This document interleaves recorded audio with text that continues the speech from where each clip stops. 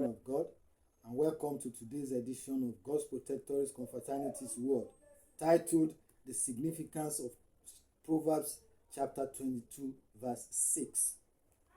Yes, we've been off track for some time, and we thank God that we are now back by the special grace of God. God's Protectorates Confraternity's Word is back again on track. Yes, back to the word for today. Proverbs chapter 22 verse 6 says, "Train up a child in the way he should go. Even when he is old, he will not depart from it." Yes, I find this a very, very important verse of the Bible as it relates to my very self and then a lot of other people. Yeah, a lot of people read this verse, maybe reading this verse or passing through this verse once in a while without really stopping to think what it really means. It means a lot. There's a lot padded in it as it is here. Now, training up a child the way he should go, even when he's old, he will not depart from it. Yes, I want to particularly advise parents with the use of this particular verse of the Bible. The most important thing for you to do as a parent from parturition until developmental stages of your child till being grown up is to train up your child in the way he should go. Now, a lot of parents have some problems while training their children, and these children seem not to be going the way they think they should go. Yes, a lot of times it causes problems for the parents. They become apprehensive. They start having problems. The devil is taking over control of my child. This, that. In a lot of cases, all you need to do is keep training that child in the way of the Lord. In the subconscious, what you are training him or her is storing up for later use. You may not know. Stop worrying yourself about the fact that it seems that, he's not going along. I told him to let's go to church, he refused. I told him that he should not plait his hair, or he should not weave his hair like a woman. He refuses. Devil has taken over. No, those are all stages of growing up. Only continue to pray that your child does not go into drugs, does not go into rape and all those other terrible vices. But there are certain things that he or she may be doing that we normally do at this time, that he will not do throughout his life. He will change. He or she will change after some time. So rather than keep pestering, keep shouting on the child, not showing love to the child, go to your closet, continue to pray for God to continue to touch that child. Continue to touch that child even until he's old, so that he doesn't depart from the way of the Lord. So basically, those are the things. That's the thing that goes on that makes some parents feel that, my child has gone haywire. This is that. No. I'm a living example of such a thing. What I'm doing now is what I have been programmed to do right from the beginning of my life. Even if I had gone right away for a very long time away from those things have been stored in my subconscious. I used to be one of the people who went against children being taught things that were too mighty for their brains. For instance, sin cos theta plus sin theta is equal to 1, for instance. You see a kindergarten kid being taught cos theta plus sin theta is equal to 1. You start wondering, what does he or she need it for? But the truth is that particular summation has been stored at the back of his or her head, when he doesn't even know anything about it, doesn't even understand what is being taught. But later on in life, when he starts all his algebraic stuffs and all this engineering stuff, that thing comes back. He makes better use of that quote that he had been taught than somebody who had never had it before. Those are the examples. There are certain things you are taught. You may seem not to be picking, but they are storing in your subconscious. They are helping you to develop. They are staying there against the time you will need them. Let me tell you, the most important thing for a parent to do is to love your child. Show love. Instill discipline, but show love. Once you can do that, even when a child is wayward, he gets wayward to a level, he says, no, this one, no, I've done all that, so I've done this, I've done that, but this one I can't do it too. If I do this one now and something bad happens to me in the process of doing it, my father or my mother may run mad. My father or my mother may have hypertension, and I don't want that. That is love, and that love is instilled by the parents from the beginning. Let me give you let me paint two scenarios for you to support what I'm talking about. Now, first, in the days of my growing up, yes, in our youthful days, yes, as a son of a cleric in the mission house, there was this fella song then. Archbishop, the enjoy, people said the enjoy, Imam said the, my brother, waiting, you say, Archbishop, this, that. Pastor's house, now in the clean pass, now sorts less, now is the clean pass. We used to play that track right inside the vicarage. Anytime my parents were not around, when they went out, we played it. We loved it so much. We weren't doing it to spite them, but that was what was in vogue. That was the music then, and we enjoyed it despite that we were sons and children of clergymen. So we'll go and buy the cassette. How much was cassettes then? Cassettes were so cheap. We'll buy the cassette, we'll be playing it whenever they were not around. Did you know that one way or the other, my father got wind of the fact that we were doing that? So there was a particular day he came back.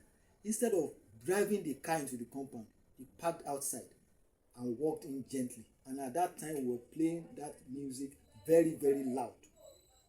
He simply entered our room, went to the cassette box, removed the cassette, stepped on it, and destroyed it. We were so enraged.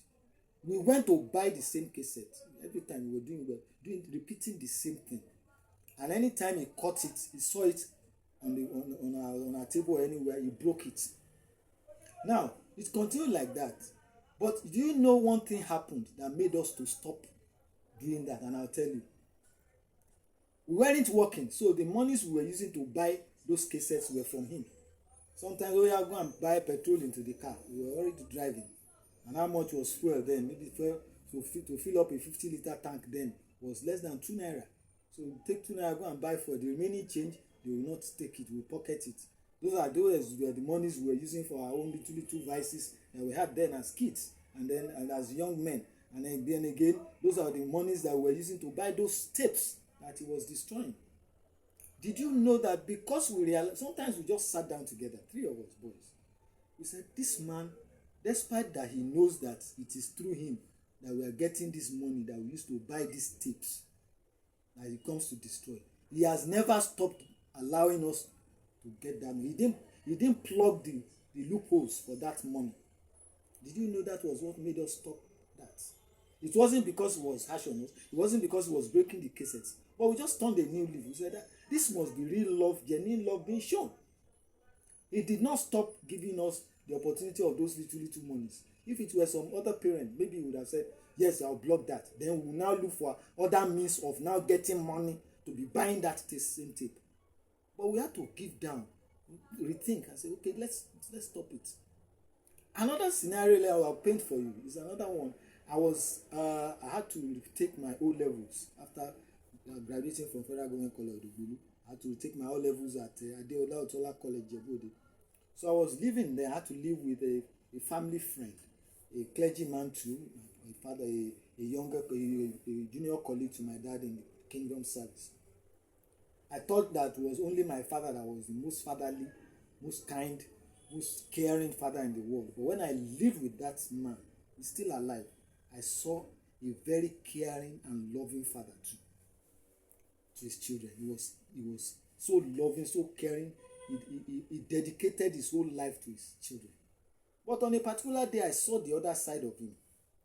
On a very flimsy error, he descended on his friend, on his son, his first son, who coincidentally we were taking our papers together then, and he beat life out of that young man.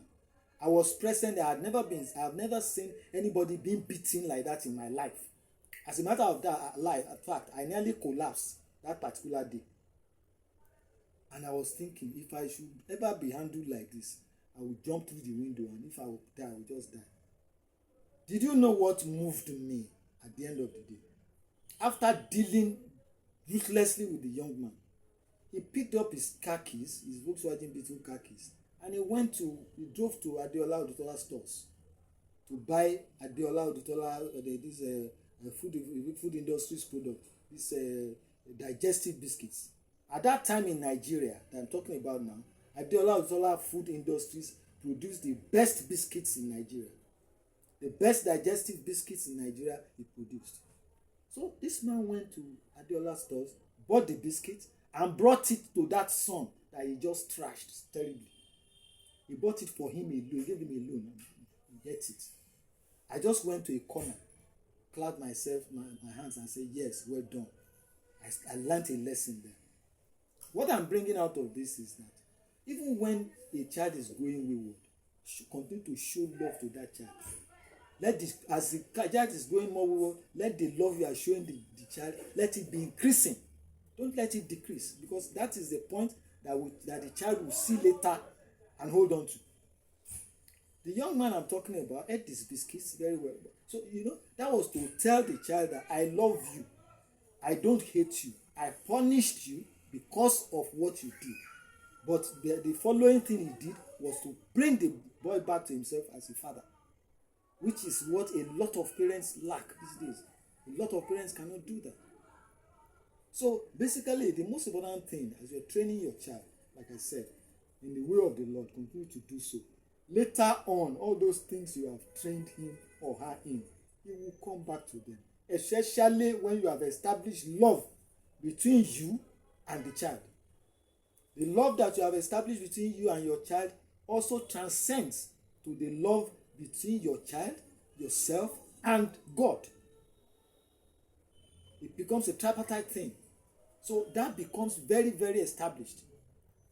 So anytime you're training your child in the way of the Lord and you think, this child is going wayward, is doing this, doing that, don't worry. Always just continue to pray that the child does not become anything worse. That God takes control of his life within the shortest possible time. And that is how to go about it. May Almighty God continually direct us on how to train our children the right ways. Amen. Thank you so much for listening, for listening. I am your regular host, Ojomo Olusegun Adebambo. Remain blessed now and forever.